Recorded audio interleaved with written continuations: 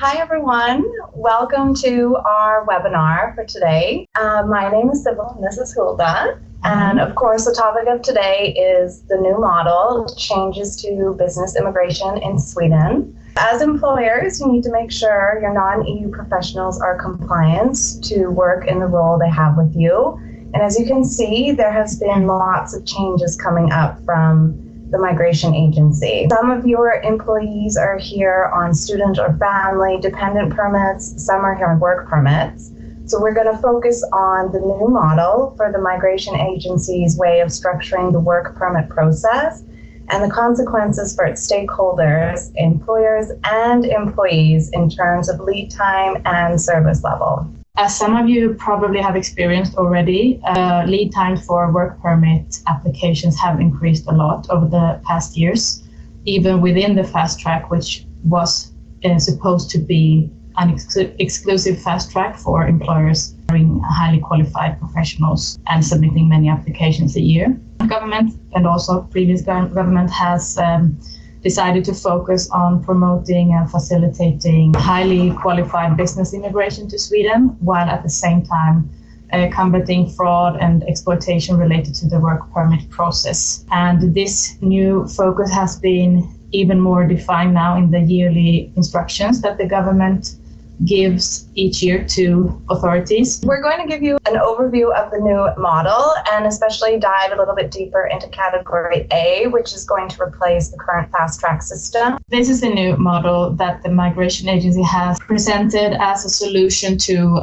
facilitate highly qualified business immigration to Sweden. Their idea is that this will be implemented in January next year, and they will divide all the work permit applications into 4 different categories based on the applicant's occupation and the industry in which the employer performs activities. And as you can see here, the category A is for work permit applications for highly qualified occupations.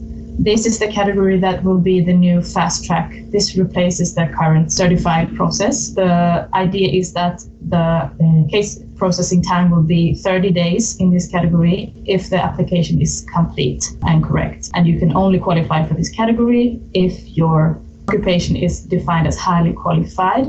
And that is based on the Swedish standard for classifying occupations, SSYK, and it's a 4-digit code. And if the code starts with 1 or 2 or 3, it means it's part of the top 3 categories in this categorization. That means that you're either a managerial profession or you have higher education or specialized higher education. In this category, the Migration Agency also intends to intensify the service that they provide to employers. The service will be improved in relation to employers hiring highly qualified professionals. And the current work permit units that handle the fast track as of today will handle the category A. Then we have category B, and this is applications for permits that have specific rules based on different regulations, such as ICT permits, which is intra-corporate transfers.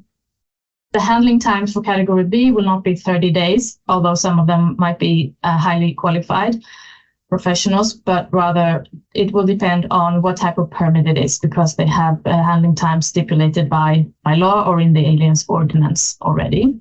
Then we have category C, which is for occupations that don't require a high level of academic competence. And it's also for employers who don't have an industry classification that requires special investigation by the Migration Agency. Processing times for this category will be 4 months. The category C will also apply to employers or companies that are major new establishments in growth areas. This is a new thing that the Migration Agency has decided to implement, probably to make a difference from other non-growth areas, which otherwise would end up in category D. Category D is for work permit applications for employment in industries with particular investigation focus. And this is, for example, cleaning, hotel and restaurants, construction, trade, agriculture, service, staffing, and personal assistance. Also newly established companies that have been active for less than a year. And all these companies need to prove that they have the financial means to employ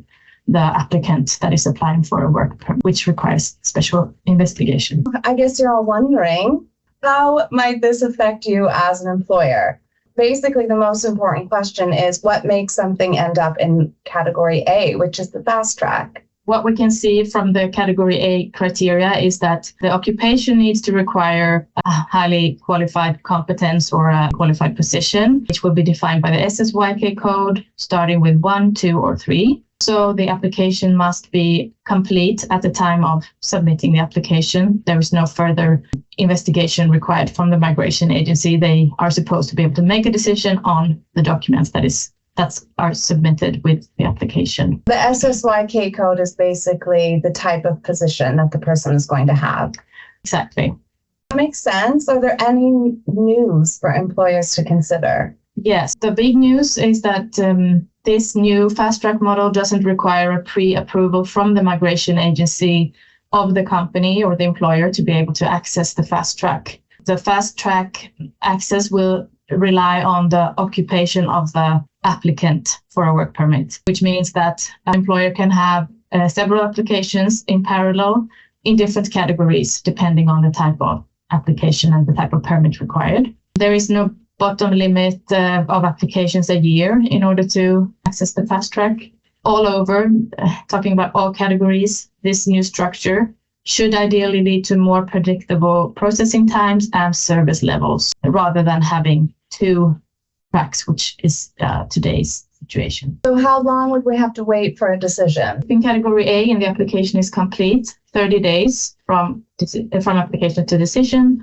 Otherwise, 4 months if it's not in category B and it's a type of permit that has a specific processing time, like researchers is for 60 days or ICT permit is 90 days, according to Aliens Ordinance Act. Has made here a lovely graph which showcases some of the differences between the models. So she's going to explain a little bit more about that. Column, you can see the current fast track, the certificate model, and in the right column is the new model. We look at the different aspects or criteria or factors. Can any employer use the fast track? Today, no, but with the new model, yes, if the applicant or the application qualifies for category A. Pre-approval certificate from the migration agency is a requirement today to access the fast track, but not in the new model. As I said, incomplete applications remain in the fast track. This is the situation today because the employer or the certified actor is labeled as certified. So even if an application misses out of some documentation, it will still be in the fast track, although a bit of delay in the processing of the case. But in the new model, the category A relies on the fact that the application is complete. If not, it might not get to the 30 days processing time. So it's on a case-to-case basis. There's obviously some gray zones with this new model. Yeah. You first explained what an SNI code is, because we've heard SSYK, now there's SNI. There's so many different codes. It's a bit complex for immigration news. Good question. So SNY code stands for Svensk Näringsgrensindelning in Swedish, and it's a Swedish standard industrial classification. It's a code of 5 digits, which is used to classify enterprises according to the activities that they carry out. And one company can have several codes. And this is the code that will define if it's a higher investigation measure required for an employer or not. SSYK code is for the occupations. Our first question is, if a job is highly qualified, meaning it has SSYK code 1 to 3, but the employer's S&I code falls into category D, what would happen then? Yeah, this is not clear yet as of what we know about the new model. We'll keep you updated. If it requires more investigation, we'll kind of weigh more than promoting highly qualified employees. Remains to be seen, and we will follow this closely. What about if the profession is not highly qualified and the employer's S&I code belongs to category D, but they are in a major new establishment in a growth region, which would technically be category C? Seems like, based on the fact that category C even exists and that they have decided to add this major new establishment in a growth region into category C, it seems like employers or companies with important social impact will also benefit from category C instead of D. So, for example, a construction worker in a company in the northern region. Example on the first one is like a manager or engineer in a construction company. What is a growth region? Like, who gets to decide this? Yeah, this is also a question that we don't yet know. When will it be decided? Will it be decided at the time of application, or when the migration agency has started into the case, and what will happen with the case if it changes category? And who makes this definition? Will it be on beforehand to the migration agency? This is how you should define this, or will it be up to the migration agency itself to make distinction? What is a major and what is a growth area, for example? What about the differences in the migration agency's service commitment for category C and D? It seems different than for category A. It's different than for category A, definitely, because we don't have the 30 days processing time. Both category D and C have 4 months processing time. So know that category D is more heavy when it comes to investigation. So probably it will kind of favorize the category C applications in relation to category D. Here you can see Hulda has created a timeline of the categorization process and how category A might turn into C or D based on an investigation. Exactly. So this is just a way to visualize what we've already spoken about. Starting from the SSYK code, this is a schedule or a map of those applications. Where will they end up? We'll also look at is the SSYK code for the employer that requires special investigation, then it might end up in category D. But if not, then if it's a complete application, category A, service level 30 days. But if the application is not complete, it will remain in category A, but they will not have to stick to the 30 days service level. And here is a timeline just of the non-highly qualified occupations. So this would be category C and D. Those occupations, they have SSYK code starting with 4 to 9. If the SNY code doesn't require special investigation, category C, 4 months. If it does, D. But if the company is a major new establishment in a regional growth, then yes, category C, probably. We don't know this yet.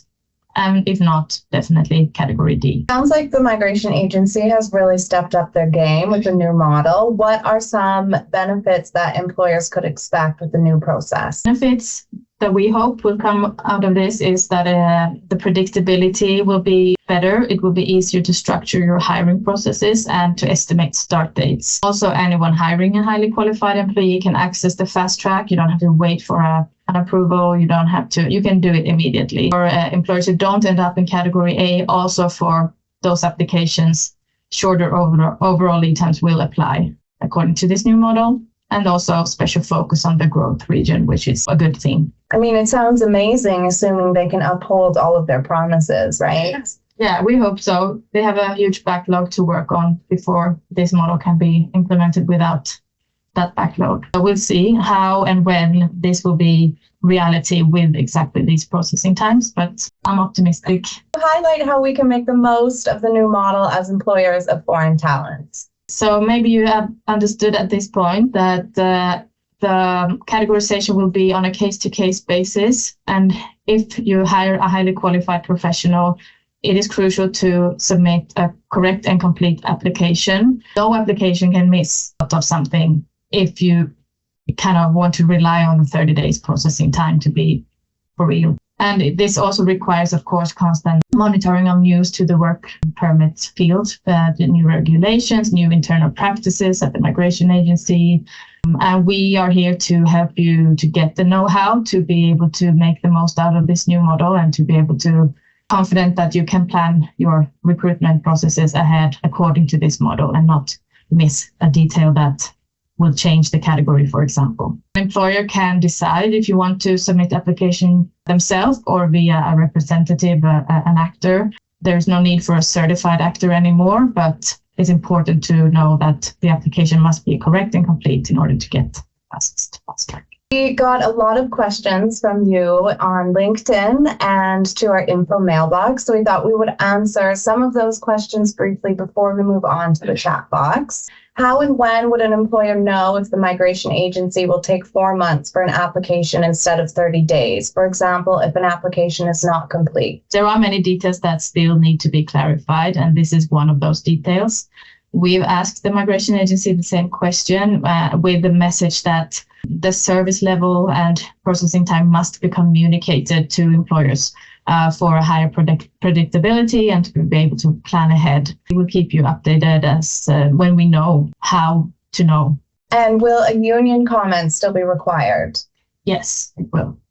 Do we know if migration agency will change the application form on their website? I mean, actually asking for what they require when thinking about documents to add for permanent residency. This is also a detail that we don't know. What we know is that they will develop their IT systems with the purpose to facilitate for highly qualified professional applications. And exactly what details will be changed, we are also waiting for information about, and we will let you know when we have more updates on this one as well. We're definitely hoping that they change their snail mail decision letters though, right? Yes. That would be a good change for everyone. Yeah. If we get an additional request, will the decision-making time be affected due to that? The short answer is yes, and depends on the reason for the additional request, I would say. So if it's because of the lack of information in the application, or if it's because of the migration agency's way of handling, we don't know, but short answer is yes. You are usually very helpful in preparing applications for us, even when we are in a hurry and all documents might not yet be in place. Is this something that will be harder to do with the new model in consideration of the complete requirement? Yes, definitely. So it's a higher risk of getting the longer processing time if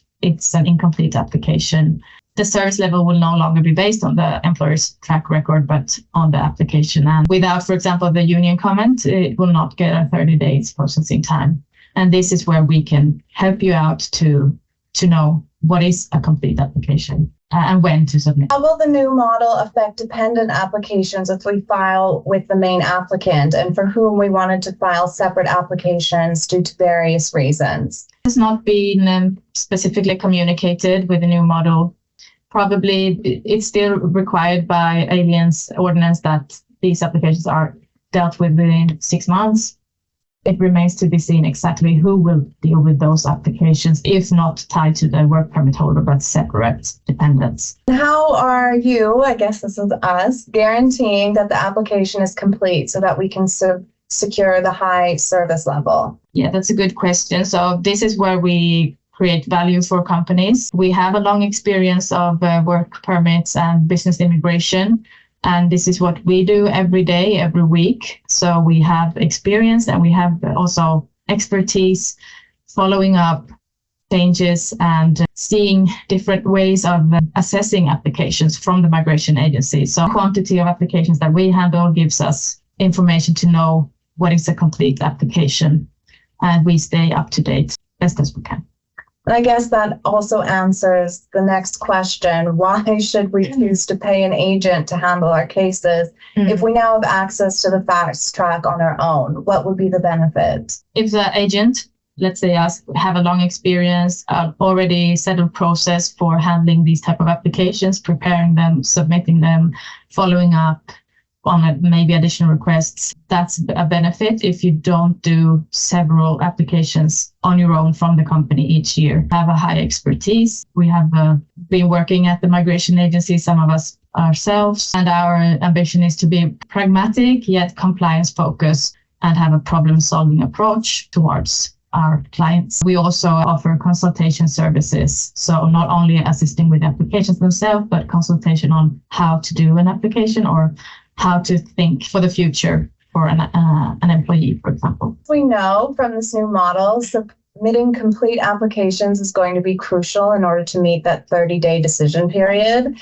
And so as always, we've got your back. If you're already a client, you may have known that we have an online tracking system for all immigration and destination services. With the launch of this new model, we have introduced a new visa and work permit function to the system. Now that extensions are going to be considered under the 30-day approval timeline as well, it's imperative that those applications are also complete. The way the tracking system works is when there are 6 months left before a permit expires, the system is going to send out an email notification to both mobility and the employee as a reminder that their permit is expiring in 6 months. But 4 months, they will also get a second reminder. And this gives ample time for the employee to renew their passport and collect documents so that everything is already complete and prepared when it comes time to submit the extension. So they will also receive notifications about dependent permits because sometimes dependent permits have a different date on them. So at the end of the day, the migration agency does insist that it is the individual's responsibility to have their application correct. But from a compliance and financial perspective, it should also be of interest to the company to keep track of your employees' permits. If you're interested in this, you can email us at info@humanentrance.com. Or if you're already a client, you can talk to your client service manager. If you haven't already, be sure to follow us on LinkedIn because we post updates instantaneously there. Newsletter takes a little bit longer to get out. We'll see you guys again soon. Thank you so much for joining. Have a great day. Thank you. Have a great day. Bye. Bye-bye.